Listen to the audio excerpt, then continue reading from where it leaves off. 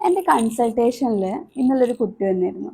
അപ്പോൾ ആളുടെ ഒരു പ്രശ്നം എന്ന് പറയുന്നത്, ആൾ അധികം ഡേയ്സും പോസ്റ്റ് ചെയ്യാറുണ്ട്, ട്രെൻഡിങ് ഓഡിയോസ് യൂസ് ചെയ്യലുണ്ട്, ഇതേപോലെ പീക്ക് ഹവേഴ്സിൽ പോസ്റ്റ് ചെയ്യാറുണ്ട്, പിന്നെ കീവേഡ്സ് യൂസ് ചെയ്യലുണ്ട്, SEO റിലേറ്റഡ് ആയിട്ടുള്ള ക്യാപ്ഷൻസ് യൂസ് ചെയ്യലുണ്ട്. ഇതൊക്കെ ചെയ്തിട്ടും പക്ഷെ ആളുടെ ഒരു വീഡിയോ വൈറൽ ആവുന്നില്ല. ഇങ്ങനെയൊക്കെ ഈ ആൽഗോരിതം റിലേറ്റ് ചെയ്തിട്ടുള്ള കാര്യങ്ങളെല്ലാം ചെയ്തിട്ടും എന്തുകൊണ്ട് റീച്ച് കയറുന്നില്ല? അപ്പൊ ഞാൻ ആളോട് ചോദിച്ചു, നീ ആൽഗോരിതത്തിന് വേണ്ടിയിട്ടാണോ അതോ നിന്റെ ഓഡിയൻസിന് വേണ്ടിയിട്ടാണോ കോണ്ടന്റ് ക്രിയേറ്റ് ചെയ്യുന്നതെന്ന്. ഇപ്പോഴത്തെ മോസ്റ്റ് ഓഫ് ദ ക്രിയേറ്റേഴ്സും ചെയ്യുന്ന ഒരു മിസ്റ്റേക്ക് എന്ന് പറയുന്നത്, കുറെ ആൽഗോരിതം ഫേവേർഡ് ആയിട്ടുള്ള കുറെ കാര്യങ്ങൾ ചെയ്ത് കഴിഞ്ഞു കഴിഞ്ഞാൽ ആ വീഡിയോസ് വൈറലാകും, അല്ലെങ്കിൽ അവരുടെ പോസ്റ്റ് ഭയങ്കര റീച്ച് എത്തും എന്നുള്ളൊരു മിസ്കോൺസെപ്ഷൻ ഉണ്ട്. സത്യത്തിൽ ഈ പറയുന്ന ആൽഗോരിതം റൂൾസ് എന്നൊക്കെ പറയുന്നത് ഇൻസ്റ്റഗ്രാം ഗെയിമിന്റെ ഒരു 10% മാത്രമാണ്.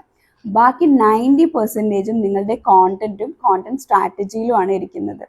To bring in good content, ഒരു സ്റ്റോറി ടെല്ലിംഗ് ആവാം, അതല്ലെങ്കിൽ ഈ കാണുന്ന യൂസേഴ്സിന് ഒരു തോട്ട് പ്രോസസ്സ് ക്രിയേറ്റ് ചെയ്യുന്ന കോണ്ടന്റ് ആവാം, റിലേറ്റബിൾ ആവാം, എന്റർടൈനിങ് ടൈപ്പ് ഓഫ് കോണ്ടന്റ് ആവാം, അല്ലെങ്കിൽ നിങ്ങളെ ഓഡിയൻസിന് എന്ത് ടൈപ്പ് ഓഫ് കോണ്ടന്റ് ആണ് ഇഷ്ടം, അവർ എന്ത് ടൈപ്പ് ഓഫ് കോണ്ടന്റ് ആണ് ഷെയർ ചെയ്യാൻ സേവ് ചെയ്യാൻ ചാൻസ് ഉള്ളത് എന്നുള്ളത് മനസ്സിലാക്കി അതിനനുസരിച്ചുള്ള ഒരു കോണ്ടന്റ് സ്ട്രാറ്റജി ആയിരിക്കണം എപ്പോഴും ബിൽഡ് ചെയ്യേണ്ടത്. അതല്ലാതെ ഇതേപോലെ ഒരു പുവർ കോണ്ടന്റിന് ഒരു ട്രെൻഡിങ് ഓഡിയോയോ അല്ലെങ്കിൽ ഒരു പീക്ക് ടൈമിൽ പോസ്റ്റ് ചെയ്ത് കഴിഞ്ഞാലോ അത് റീച്ച് എത്തും, അത് വൈറൽ ആവും എന്ന് ഒരിക്കലും വിചാരിക്കരുത്. സോ എപ്പോഴും ഓർക്കുക, ആൽഗോരിതം അല്ല, ഓഡിയൻസ് ഇസ് ദ കിങ്. ഇപ്പോഴത്തെ യൂസ്ഫുൾ ഇൻസൈറ്റ്സിന് ഡു ഫോളോ സോഷ്യൽ വനിത.